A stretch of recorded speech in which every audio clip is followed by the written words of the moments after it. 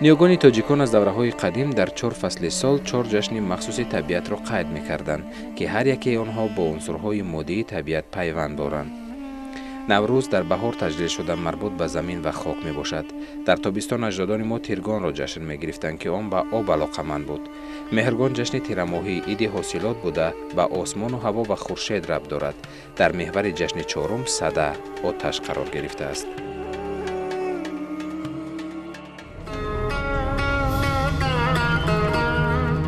فروغ پدید آمد از هر دو سنگ، دلی سنگش از فروغ آذرنگ.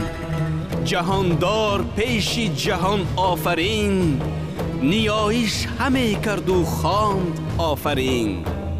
که او را فروغ چنین هدیه داد، همین آتش آنگاه قبله نهاد. یکی جشن کرد آن شب و باده خورد، صده نام آن جشن فرخنده کرد. زی هوشنگ ماند این صده یادگار، بس باد چون او دیگر شهریار. ایدهای قدیمترین تاجیکان زراعتکار می باشند که از دور قدیم همچون ایدی تقویمی ما جشن می گرفتیم. این اید یگان با دین دخالت هم نداشت، چون که تاجیکان زراعتکار بودن در قدیم و ایدهای به خود خاص داشتند، همین جشن می گرفتند. یکی از آن ایدها ایدی صده می باشد. در کوهستان تاجیکستان ایدی هود می گفتند، جشن می گرفتند. در دیگر جا هجده بوزکوش می گفتند. همین اید رو مثال دهقان می خواست که طبیعت به همین دهقان رحم کند و مثال برفا تیزتر آب شوند و دهقان آماده به کارهای صحرایی کند و همین اید رو جشن میگرفت، همین اید صده رو. و برای نگاه داشتن همین فضا و همین گرمی مردم کوشش میکردند که در حوله های خود، در دیگدان های خود، در آتشدان های خود علو رو فراوانتر کنند و تا که این گرمی طبیعت رو با گرمی خانه و گرمی دل های خود نگاه دارند. خورسندی میکردند، خوراک میپختند، گرد هم می اومدند و گویا که این تولید بهار نو است، تولید فصل نو و غلبه بر چی است؟ بر زمستان است، بر سرما است. غایه اساسی جشن صده گرامی داشت نور و روشنایی به گرمی می باشد. مردم با افروختن آتش فصل بهار و گرمی و روشنی را دعوت می کردند. مراد و مقصد مردم از برگزاری آن آغاز نمودن آمادگی ها به کارهای کشاورزی و باغداری می باشد. وقتی که جشن صده فرا می رسد، کشاورزان ما، جمع دهقانان ما به یخابمونی شروع می کنند و این یخابمونی از اهمیت‌های خاص برخوردار است. وقتی که یخاب می‌مانند، تمام آن حشراتی که در قعر زمین نهان است و تمام آن چیزهایی که برای رشد و نموی رستنی و درختان مانع می‌شوند، اینها همه نابود می‌گردند و یخابمونی من بعد امکانیت می‌دهد که رشد و نموی درختان و سبزش رستنی‌ها افزون گردد. واقعی است که جشن صده هم مثل جشن نوروز باید در برنامه‌های یونسکو مخصوصاً فرهنگ غیر مادی باید آماده کرده شود.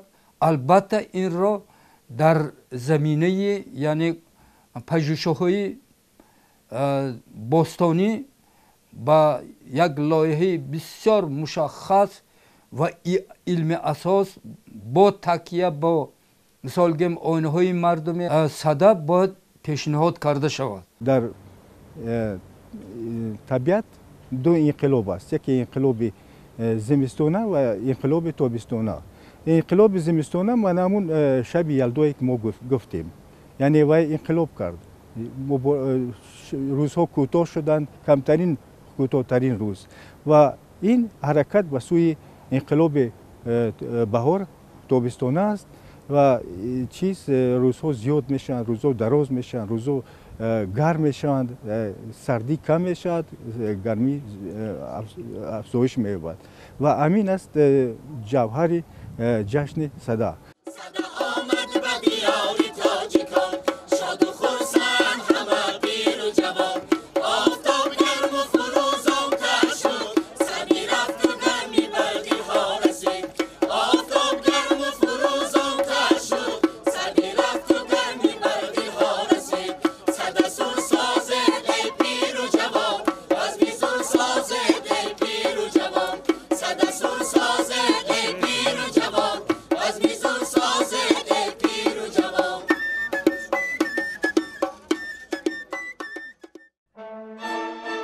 بنا به اندیشه پروفسور فولکلورشناس تاجیک روشن رحمانی، تاریخ و پیدایش جشن صدا که مربوط به خورشید و آتش می باشد، به زمان پیش از آریایی حتی از آن هم دورتر می رسد.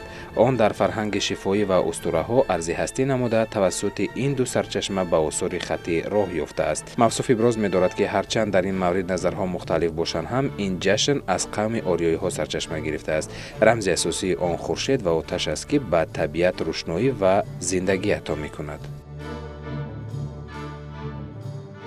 خوب است که با تشبث پیشوای ملت عزیز کشورمان جشن‌های نیاگان ما از جمله صدا دوباره احیا می شود و با آتش جشن صدا، با نور آفتاب به دل هر خاندان فرزند عزیز تاجیکستان، مردم تاجیکستان گرمی عطا می شود. این آهسته آهسته ما امروز که جشن صدا را پیشواز می گیریم، آفتاب نورش را بیشتر پاش می دهد، به سوی نوروز حرکت میکند، مردم به کشتکار مشغول میشوند. در نتیجه زحمت فراوان کشاورزان، دهقانان، مردم عزیز تاجیکستان امسال سال ما پربرکت میشود. به تمام مردم عزیز تاجیکستان صدا را تبریک میگویم. یک روز شاه جهان سوی کوه گذر کرد و چند کس هم گروه، پدید آمد از دور چیزی دراز، سیاه رنگ و تیرسان تیزساز، دو چشم از بری سر شد و چشم خون، ز دود دهانش جهان تیرگون. نگاه کرد هوشنگ با هوش هنگ، گرفتش یک سنگ و شد تیزچنگ، به زور کیانی رهانید دست، جهانسوز مار از جهانجوی جست. برآمد به سنگ گران سنگ خورد، همان و همین سنگ بشکست برد. فروغ پدید آمد از هر دو سنگ، دلی سنگش از فروغ آذرنگ. یکی جشن کرد آن شب و باده خورد، صدا نام آن جشن فرخنده کرد. ز هوشنگ آمد این صدا یادگار، بس باز چون او دگر شهریار. گذشتگان ملت تاجیک به ساحه کشاورزی شوق و علاقمندی داشته به زمین و چارواداری توجه خاصه می‌دادند. از بس که جشن صدا از سپری شدن زمستان و نزدیک شدن فصل بهار و فرارسی نوروز مژده می‌داد، کشاورزان این جشن را به صبرانه انتظار می‌شدند. محض همین است که صدا را جشن همگانی نام می‌برند. امروز هم عالمان اکادمی کشاورزی علم‌های جمهوری تاجیکستان، هم عالمان دانشگاه اگراری تاجیکستان و هم البته دهقانان تجربه دار امروز توسط صدا و سیما برآمد میکنند و دستورها انتشار میکنند تا که به تمام دهقانان جمهوری تاجیکستان دسترس باشد و مخصوصا همین جشن صدا شدگار کردن، اول یک خوابمونی، بعد شدگار کردن، بعد بیخ درختان نرم کردن و بیخ درختان را سفید کردن و بعض نوری های مینرالی را استفاده کردن. عالمان ما هم روزه هم مصلحت میتن و هم دستورهای مفید امروز چاپ کرده ایستادند که برای کل مردم جمهوری تاجیکستان دسترس باشد، زیرا جمهوری تاجیکستان یکی از کشورهای بسیار خوشباد و هوای هست و زمینهای حاصلخیز هم دارد و امروز فقط دهقانان و عموما جمع مردم ما را ضرور است که مهنت کنیم تا حاصل خوب در тирамоҳ ё дар ҷашни меҳргон дарёфт намоем. این جشن جشن سازندگی هست، یعنی جشن افزود، افزایت، افزودنش. افزودن از صد سر میشه، افزایندگی در نوروز عملی میشود. نتیجه همون افزودن و افزاید و افزایندگی در مهرگان جنبست میشود و این نتیجه است. اینا یک سیکل، یک مجموعه که به همدیگر همچون زنجیر طلایی ادامه مییابند. این از همدیگر، این جشن ها از همدیگر یگان جدایی ندارد. آغاز است، یعنی ادامه هست و آخرش نتیجه همون کوششات انسان با طبیعت. ما افتخار داریم که تاجیکستان برحق وطنی نوروز، صدر، تیرگان و مهرگان است. دروازه نوروز است، جشنی صدای میهن، بگذار فروزان باد آتش کدای میهن. جشنی صدای میهن از صد صده می آید، بنیاد جهالت را آتش زده می آید.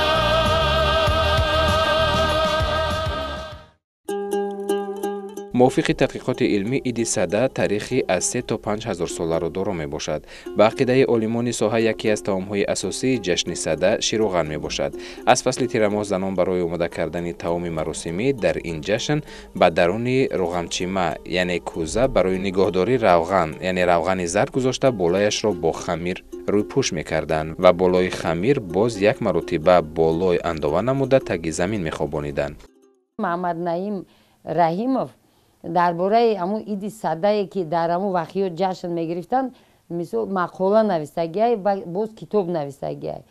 در همون جا همین محمد نعیم رحیمов میگه که همین عید صده رو در سالهای پنجم عصر 20 همچون عید هوت جشن میگرفتن.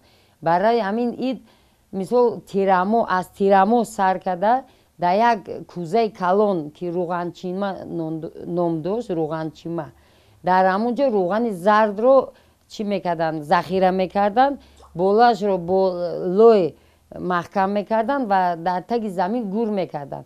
مثل به روغن هم میموندن که همین روغن چقدر نمیشدن، همین روغن تو عید صده میستاد. تنها روز عید صده زنهای خونه حق داشتن که از تگ زمین همین روغن رو برورن و از وی خوراک پزن. یعنی اینا بینه از همین عید تیرامو سر کرده به عید همین صده آمادگی میدیدن، میدونستن که همین عید جشن گرفتن در کل.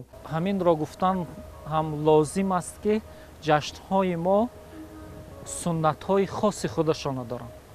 وقتی که جشن نوروز است، رمز جشن نوروز سفیدی است. مردم کوشش میکنند که سحر شیر سفید نوشند و تمام ظرف‌هایشان را میسین میکنند، یعنی سفید میکردند. و رمز جشن مهرگان ارغوانی هست. مردم شیر را با میوه ها آمیخته میکردند و همون وقتی که آمیخته میکردند میگفتن شیر رقیق یا شیر مهرگانی. حتی متاع دسترخوانشان هم ارغوانی میشد. و جشن صده این هم در جشن صده هم میوه چیزی مقدس است، اما خشک میوه. چون که جشن صده الکی معلوم است که در عرفه زمستان است، مثلا در 30 ینور. برای همین خشک میوه میگذارند، مثلا زردالو قاق یا غولینگ میگوییم و مثلا از توت، میوه های توتی که قاق هستند و تمام میوه هایی که امروز در جمهوری تاجیکستان میروید و همین نمونه های خشکش و در سرخان میگذارند. یعنی میوه های خشک را گذاشتن در صده در گذشته هم رسم بود و امروز هم رسم هست. با همون روغن زرد میکردن همه چیزا. مثل روغن جوشی این یک خوراکی در طبقه کلان چوبین، مثل ما در اکسپدیسیا دیدیم همین 1 متر طبق، همین دیامترش 1 متر، در همون طبقه کلانی که همین خیلی دیامتر کلان دارن در همون جا روغن جوشی میکردن، شیر روغن میکردن. مثل نون مایده ریزه کردن، همون چپاتی مایده ریزه میکردن و از بالاش روغن جوش کردگی میریختن، داغ کردگی و از بالاش و روغن زرد رو داغ کرده از بالاش میریختن و همه کسا هم خیلی یک جایه به یک جایه شده همین خوراک استعمال میکردن. اجدادان گذشته ما در میدانهای وسیع تمام شب گلخن افروخته در اطراف آن رقص و بازی میکردند. در جشنگاه شاهان و امیران جمع می آمدند، خرسندی میکردند، بزمها میآراستند و شاعران از مورد مساعد استفاده کرده در وصف آتش شاهان و امیران شعرها میخواندند.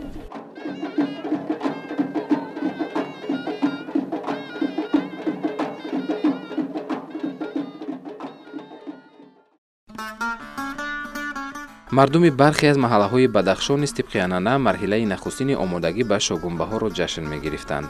این مراسم از پس سر شدن چیله زمستان و بیرون شدن آفتاب از برج شیتا و آغاز قوت گرفتن نورهای شمسی عالمتاب مژده می‌دهد و در ناحیه شغنان و روشان و اشکاشی مراشقله با نام خیرپیچور و در محله یزگولام ناحیه ونج با نام گراوش معلوم میباشد. با امید بیشتر شدن فیض خیر یعنی خورشید در این روز کدبانوها از آرد گندم آتله پخته بر روی ستونهای خانه گرد آرد رمز پاکی و سفیدی میمالیدند.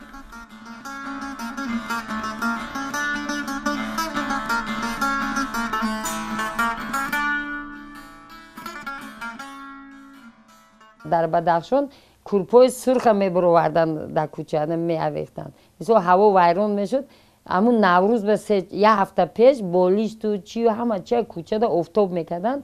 همین کوشش میکردن که رنگ سرخ آفتاب کنن. همین معناش همین نه که گرمی میآورده، رنگی که هوا نغز میشده گرمی میآمده. همین رنگ سرخ هم معنا دارد. همین رنگی آفتاب رنگ خورشید همین سرخ. دسترخوان میآورند، خوراک میپزند، خوراکای همین تمام همین چیزا از گندم و از دیگر چیزا با استفاده از زراعتی که داشتند، میوه‌جاتی که داشتند، مثلا شما دیدید که سنجید در اونجا است و دیگر چهارمغز است و دیگر خوراکایی که برای غذای بدن انسان بسیار مفید است، برای غذای بدن انسان رو قوت میکنند، قوت میبخشند، اونها رو استفاده میکنند و بعد خانه را آزاده میکنند، خوراک رو پیش روی دسترخوان میمونند. البته خوراک در بالای همون آتشدان که علنگه بسیار بلند دارد چی میشد؟ تیار میشد و بعد خوراک رو به پیش فرزندان یا که دوستان و برادران همونجا میمونند و مورد استفاده میکنند. یا مال بزغالایی که داریم میفهمیم که همین ماه ینور به میز آید، یا علاج میکنیم که همون آغیل شو و یک تخته بندی میکنیم و یک لطه بندی میکنیم که چی علاج شود که یعنی بزغالچه ها از دست نروند. برای همین حرکت میکنیم که زنده مانده آزی را تولد کند، فصل آزاد، فصل گرما، فصل خورشید، فصل چیزی که مربوط به دوره هوشنگ بود. هوشنگ میرفت در راه مار سیار، دیدم که تاریخ است، مار میفرد اسب وای سنگ زند، مار سنگ به سنگ افتیده آتش به وجود میاد. آتش این روشنی است، آتش این استقلال است، آتش این گرمی است، آتش این سبزیدن. نه زبانی از گلام خطی همه چی صدا می شود، از نو یعنی از نو زنده می شوند و تیاری به جشن نوروز. همین حالتی که بزغالچه تولد کرد از بس که چیله زمستان برآمد، همین ماه صدا خانوخو و زنده میماند. وقتی که همین خود مردم که معین میکنن از روی باد و هوا و در بعض منطقه سنگ‌های هستند، سنگ‌های کلان هستند، مثلا منطقه زرافشان با در چند دهه ها سنگ هست. وقتی که آفتاب به همون میرسد الکی جشن معین میکنن و اینها البته خاصی، اینها بسیار خصوصیت‌های فرهنگی که دارند و این هم البته تصادفی نیست. این در گذشت زندگی از تجربه مردم برمی آید و بینید که مردم هوشیار ما که در گذشته که علم و تکنیک ترقی نکردگی بود، از همین نشانه ها الکی در می یافتند جشن ها را. یعنی صدا آمادگی به کشت و کار بهاری است. در این هنگام تکنیک تعمیر گردیده به موسم تیاری و یخابمانی بعضی قطعه های زمین به راه مانده می شود.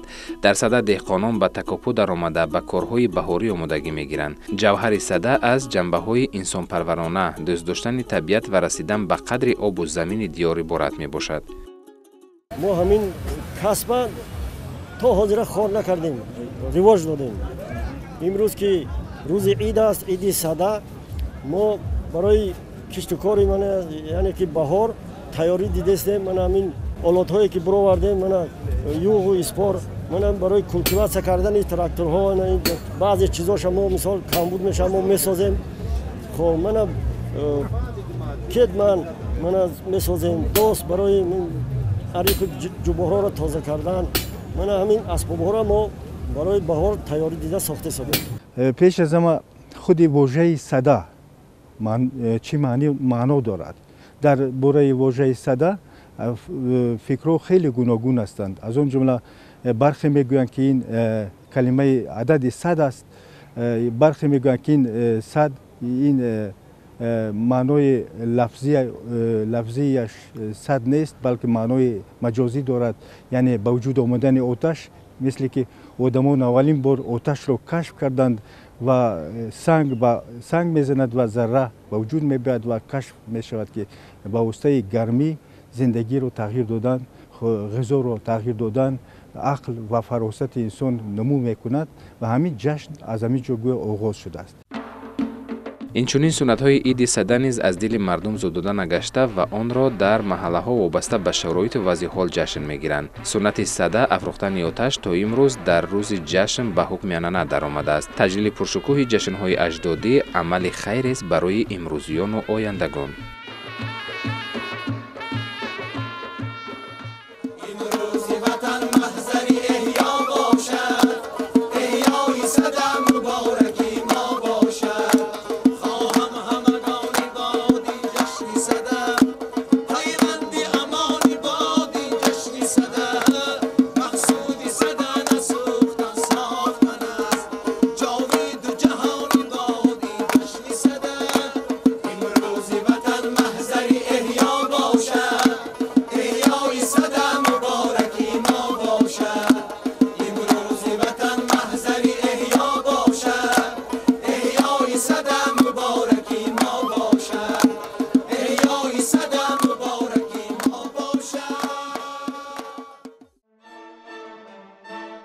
кишоварзони кӯҳистон бо назардошти шароити табиии маҳал тақвимеро тартиб додаанд ва ҳамин тариқ ҳаракати рамзии офтоб кулли узвҳои баданро тай карда бо расидан ба мағзи сари инсон тақвим ба охир мерасад. аммо пас аз чанд муддате ки офтоб дар роҳи ҳаракат аз нохун ба зону мерасад, марҳилаи дуюми омодагӣ ба наврӯз таҷлил мешавад.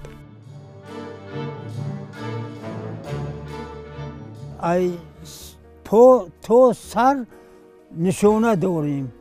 7 рӯза дар амин нохун то хирк, ай хирк то линг 7 рӯзига, 7 рӯзига ай зону ай баъд ай зону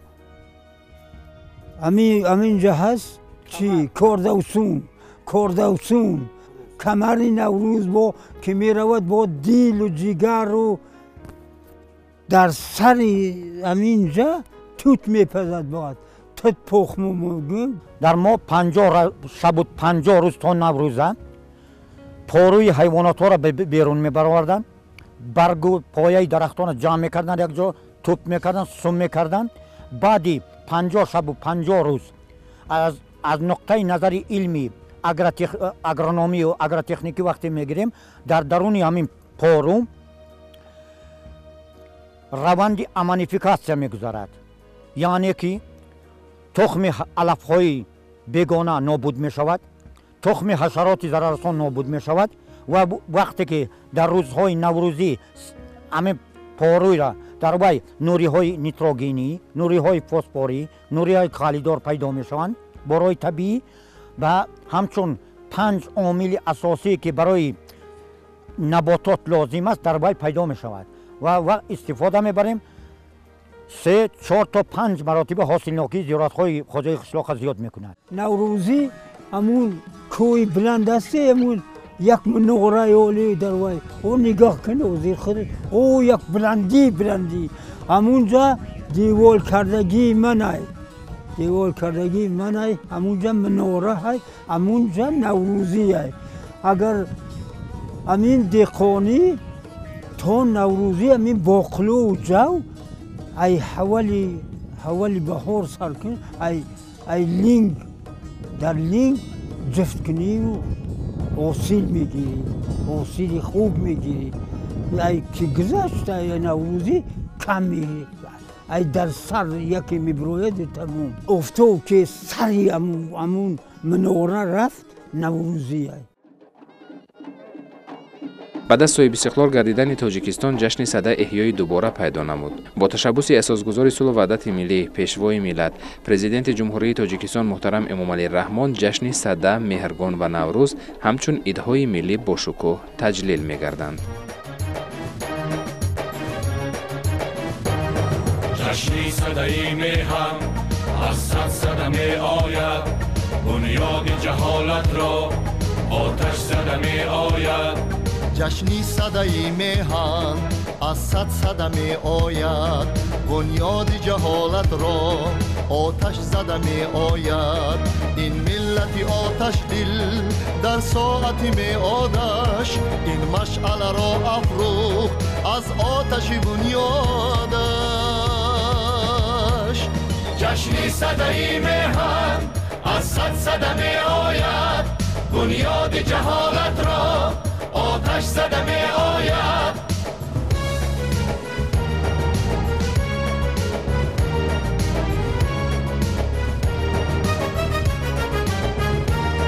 بر رغم شبانی سر این مهر فروزان باد این آتشی سازنده یک عمر به جولان باد با آتشی آتش ها افروختن آموزه که نوحی الوهم را انداخته و سوزه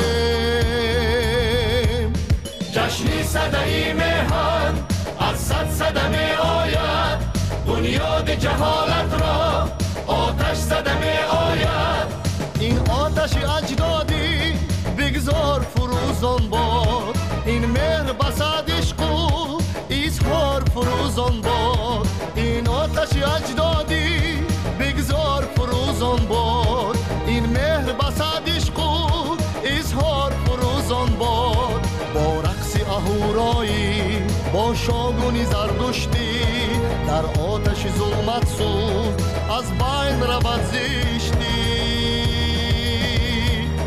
در روزه نوروز است جشنی صدای میهن بگذار فروزان باد آتش کدای میهن جشنی صدای میهن از صد صده می آید بنیاد جهالت را آتش زده می آید